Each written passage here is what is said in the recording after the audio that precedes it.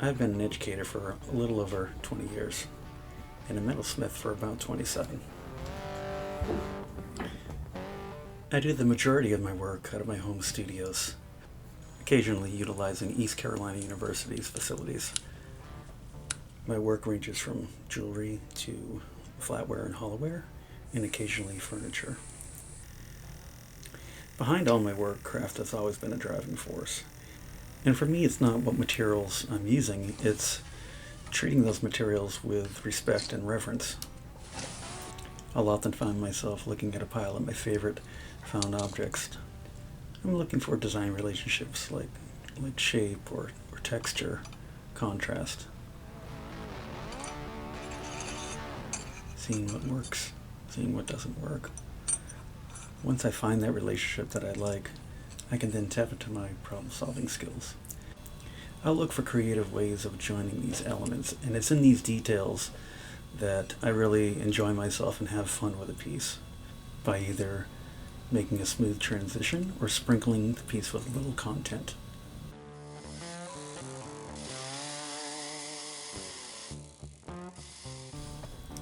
Making is a connection between your mind, your hands, and materials. It's cognitive decisions you make on how to hold a tool, on how to support your material, making decisions about the best order of operation.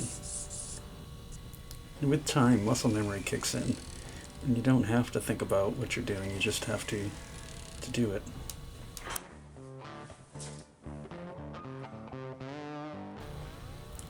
Craft doesn't come easy either. We all have to burn a certain amount of metal before we can learn our boundaries, to learn how far you can push a material. And it's those mistakes that help you make informed decisions about design or construction method. Now with my jewelry work, I do make a fair amount of traditional contemporary jewelry, but I don't shy away from having a sense of humor or making work that has a little bit more content. I do like to play in many sandboxes. When I'm not in the jewelry studio, I'm often out in my steel shop or my wood shop making furniture pieces.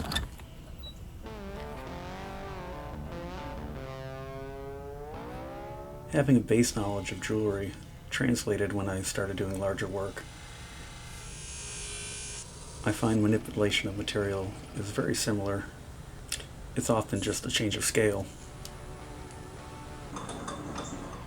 Having these skill sets in multiple areas allows me not to become limited with material choices.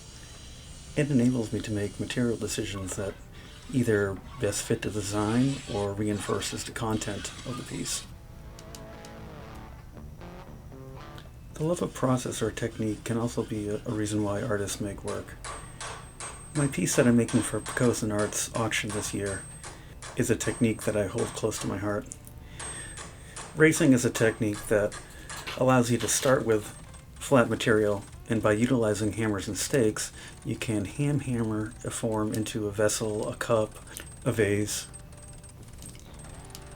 You first start by working the material in concentric circles, working all the way out to the edge. Then you'll heat the material with a torch, which softens it again and allows you to start that process over again. And you'll continue to do this process until you get to the shape that you want. This may take 11 to 12 different rounds of raising until you get to the shape that you want. Once you get it to the shape that you want, you can smooth out the surface using a different type of hammer. Once you smooth out the surface, I'll fill it with a substance called pitch, which allows me to work the material from the outside. You can see here I'm bringing up lines in the vessel to create my final design. Pocosin Arts School of Fine Craft is truly a special place. I was first exposed to Pocosin when I was asked to teach at Cabin Fever Reliever by Feather Phillips in 2008. Feather was the executive director from 1994 to 2012, and it was through her vision and investment in the community that gave Pocosin its backbone, foundation, and heart. When Feather was ready to pass on the baton, Marlene True took over the challenge and was able to expand upon Feather's vision in both facilities, programming, and national recognition. Marlene is a good friend and an amazing director. As this year's featured artist, I'd like to encourage your support for Pocosin Arts to ensure its longevity and its presence within our community. Thanks.